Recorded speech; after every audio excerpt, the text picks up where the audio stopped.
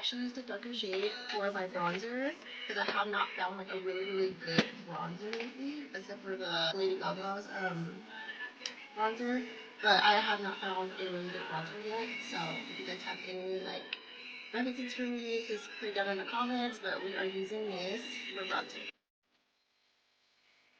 and it just like scopes in your face that fast.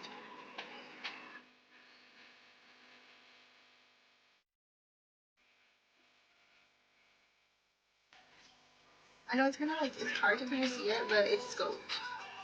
This side. Now time for concealer. I use two shades of different concealers, but today we are going to mix them together to give a different like poppy look to it.